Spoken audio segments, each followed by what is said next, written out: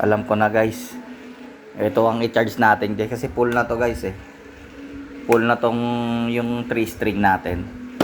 So ito ang i-charge natin guys. Ang gagawin lang naman natin dito, yung charging output niya. Ito solar. Ito yung charging. Ito yung itatap natin dito. Tapos i-charge natin siya. Gamit yung solar. Tingnan natin kung anong mangyari. Tapos yung battery type niya ay B3. B2 tong alam ko, B2 yung nakalagay dito eh. Yung B2 sa white PWM ay 3 string. Yung B3 ay 4 string. So terminate ko lang guys ha, wait. So guys, ayan, nakatap na guys. Bali yung negative niya na ay ito. Tapos ito yung positive. So tinap ko lang siya guys dito sa kanya. So kabit natin yung solar panel. Kabit ko lang guys ha, yung panel ito. So ayan na guys, charging na siya. So tignan natin yung behavior niya guys ha. Naka-bypass na guys yung baterya sa loob, yung 3 string. So 4 string LiPo na to. So tignan natin guys ha. Voltage reading natin kung tama ba yung mga output. So tignan natin guys yung mga pumasok na voltahe.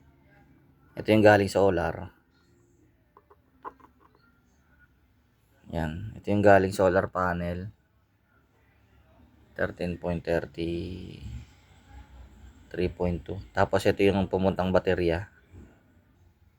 Yan, ito yung pumuntang baterya. 13.2. So, charging pa rin siya. Nag-charge naman siya dun sa ano natin, yung kaninang regulated power supply. So, hintayin natin siya guys matapos yung charging niya dito sa SCC. So, pwede mo rin guys na isalpak to guys dito sa, hindi na yung 3 string ang gagamitin mo. Yung 4 string na. Pero set mo to guys ng B3 ha, B3. Yung 3 string B2. So, tayo na lang natin guys na ma-full charge guys at babalikan natin.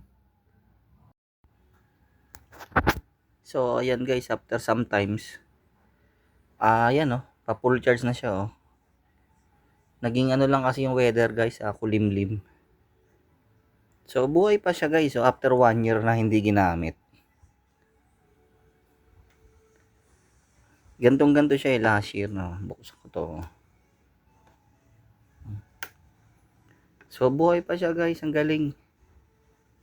Ang logic niyan guys, same lang yung principle niyan. Palalakihin nyo na lang yung mga rating ng mga pyesa. Pero yung logic niya, paano gumawa ng mga emergency light na yan, yan din yun guys, solar emergency light or backup battery bank. Yan din yun guys. So palakihin nyo na lang. At good luck sa inyong mga project. Alright.